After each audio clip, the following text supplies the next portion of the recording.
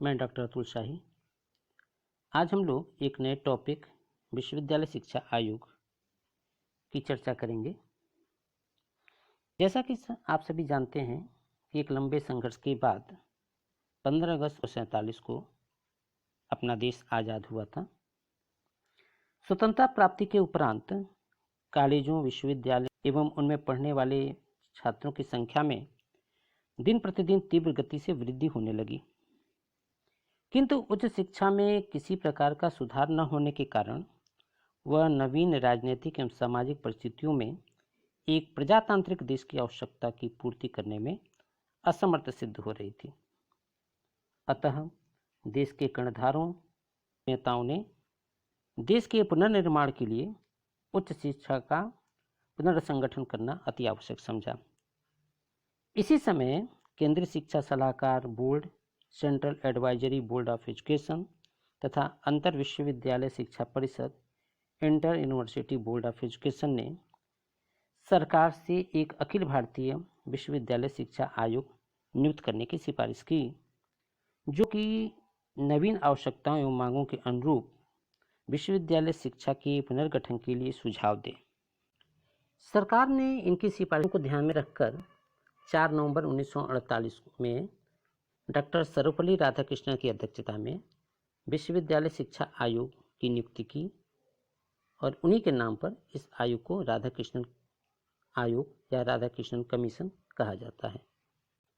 इस आयोग में कुल 10 सदस्य थे, जिनमें डॉक्टर सर्वपल्ली राधाकृष्णन आयोग के अध्यक्ष doctor Lakshmanaswami Mudaliar, doctor sir James F Duff, ये उप कुलपति डरहम विश्वविद्यालय के थे, डॉक्टर जॉन टीजर्ड अमेरिका के भूतपूर्व शिक्षा कमिश्नर थे, doctor Zakir Hussain, doctor Tarachand, doctor Meghnad Saha, doctor Arthur Morgan, doctor Karmnarayan Bahl और श्री निर्मल कुमार सिद्धांत, जो कि आयोग के सचिव थे। आइए हम चर्चा कर लेते हैं कि इस आयोग की नियुक्ति के उद्देश्य क्या थे।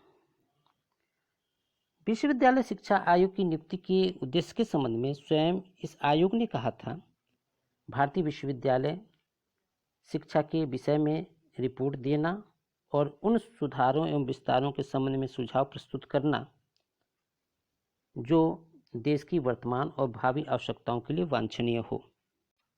इन्हीं उद्देश्यों को ध्यान में रखते हुए आयोग के कार्यक्षेत्र निर्धारित किए गए थे, जिसमें पहला है विश्वविद्यालय शिक्षा एवं शोध कार्य का उद्देश्य तथा प्रयोजन बताना।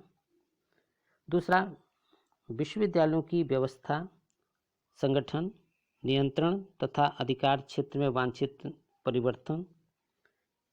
तीसरा, विश्वविद्यालयों का केंद्रीय सरकार तथा प्रांतीय सरकार के साथ संबंध।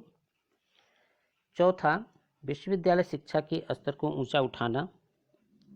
पांचवा, विश्वविद्यालयों के वित्तीय साधनों की जांच करना। विश्वविद्यालयों की विभिन्न कक्षाओं का पाठ्यक्रम निर्धारित करना। सातवां, विश्वविद्यालय प्रवेश की परीक्षाओं का स्वरूप निर्धारित करना। आठवां, विश्वविद्यालयों में भारतीय संस्कृति, इतिहास, दर्शन, साहित्य, भाषा तथा कलाओं की शिक्षा की व्यवस्था करना। नौवां, नवीन विश्वविद्यालयों की स्थापना के आधार। 10वां, विश्वविद्यालयों में धार्मिक शिक्षा का स्थान निर्धारित करना। 11वां, विश्वविद्यालयों में शोध कार्य की व्यवस्था। 12वां, भिन्न भिन्न विश्वविद्यालयों में शोध कार्यों में संतुलन स्थापित करना। 13वां, विश्वविद्यालयों के अध्यापकों के संबंध में सुझाव देना। 14वां, विश्वविद्यालयों के छात्रों के अनुशासन, छात्रावासों तथा अवबोधकीय कार्यों के संबंध में विचार करना। 15वां, बनारस, दिल्ली तथा अलीगढ़ विश्वविद्यालय एवं अन्य अखिल भारतीय शिक्षा संस्थाओं का समाधान करना।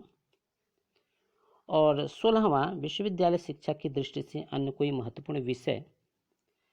यह जो था राधाकृष्णन आयोग के कार्यक्षेत्र में था, जिसको ध्यान में रखते हुए उनको प्रतिवेदन देना था। आयोग ने इन सारे सिफारिशों को, इन सारे विषयों को ध्यान में रखते हुए इस संबंध में एक प्रश्नावली तैयार की और जिसे शिक्षा विशेषज्ञों के पास विचारार्थ भेज दिया। लगभग 600 विद्वानों ने इस प्रश्नावली के संबंध में अपने उत्तर तैयार करके उन्होंने आयोग को लौटा दिया और इन उत्तरों को ध्यान में रखते हुए आयोग ने 24 अगस्त 1949 रिपोर्ट सरकार के समक्ष प्रस्तुत किया।